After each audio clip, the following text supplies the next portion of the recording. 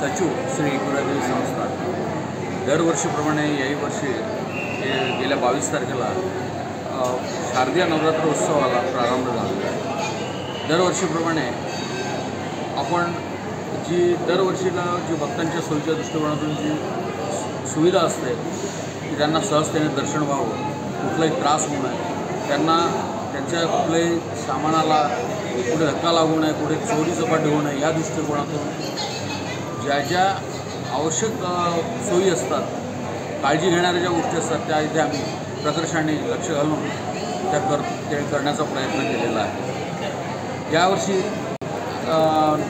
सांगायचं म्हणजे की इथला जो परिसर आहे त्या परिसर हा ॲक्च्युली अंबादेवी मंदिराचं म्हणजे अंबाबाईचं दर्शन घेतल्यानंतर मोठ्या देवीचं दर्शन असा हा एक प्रघात आहे। तर तिथून अंबादेवी मंदिरातून दर्शन घेऊन आले की एकविरादेवीमध्ये भक्त लोक येतात आणि एकविरादेवीचं दर्शन झालं की मागच्या बाजूला त्यांचा जाण्याचा जो मार्ग आहे तर तो मार्ग दरवर्षीभर आपण त्याच्यात जास्तीत जास्त हा प्रयत्न होतो की त्यांना कुठलेही त्रास नव्हतात, फक्त सरळ तिथून निघून गेले पाहिजेत। तर त्या सगळ्या गोष्टींचा अभ्यास करून यावर्षी आम्ही तिथली जागा प्रशस्त केलेली आहे, कीर्तनाच्या करता केलेली आहे। महिला भजन मंडळांचे भजनं होतात, सकाळी 5 ते सायंकाळी 5पर्यंत हे महिला भजन मंडळाचे भजनं चालतात।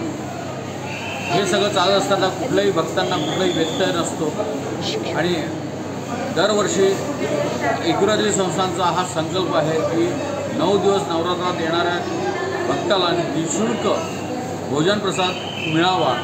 त्या अनुषंगाने इथे 4 ठिकाणी 4 वेगळ्या मजल्यावर इथे प्रसादाचा एक उपक्रम आपला चालतो। रोज 5 ते 6 हजार लोक कमीत कमी आणि एक दिवस जसा वाढत जाईल तसे थोडी संख्या वाढत जाईल आणि हे सगळं करत असताना एवढ्या मोठ्या प्रमाणात हा उपक्रम होत असतो तर त्यावेळी कुठल्याही भक्ताला खूप थांबावं लागतं, खूप त्रास होतो किंवा खूप लोटालोटी होते, असा कुठलाही प्रकार इथे होत नाही। हे एक विशेष सांगण्यासारखं आहे। अशी सुविधा आपण ह्या ट्रस्टतर्फे इथे केलेली आहे आणि या परिसरात सुरक्षेच्या दृष्टिकोनातून आपण किमान 55 ते 60 कॅमेरे लावलेले आहेत।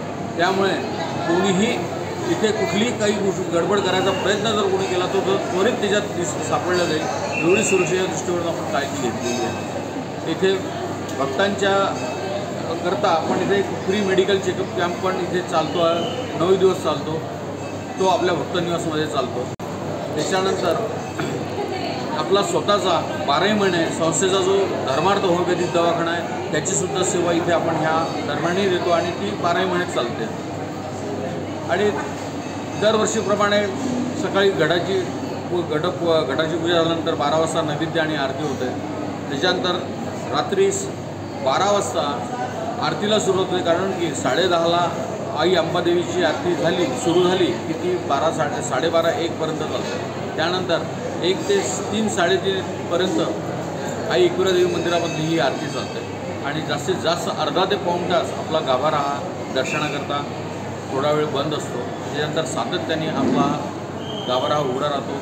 येणाऱ्या भक्तांना कुठेही असं जाणवत नाही की एकविरादेवी संस्थानमध्ये की गेल्यानंतर की त्यांना खूप अडचण आहे किंवा खूप त्रास होतो आहे, दर्शन होत नाही, असा कुठलाही प्रकार आपणही बघू शकता की आम्ही जेवढी होई शक्य तेवढी सोय भक्तांची व्हावी हा आमचा एक मानस असतो आणि त्यांना प्रसाद मिळावा हा, कारण की बाहेरगावचे सुद्धा लोक येतात, त्यांना लवकर जायचं असतं, म्हणून त्यांनासुद्धा कुठे त्रास होऊ नये म्हणून तीसुद्धा आपण ते पर्यायी व्यवस्था ठेवलेली आहे। असा हा एकंदरीत आपला शारदीय नवरात्राचा हा उपक्रम आहे। पूर्ण अमरावतीमध्ये, पूर्ण विदर्भामध्ये खूप नाव आहे आपल्या अमरावती शहराचं, अंबादेवी आणि एकविरादेवी।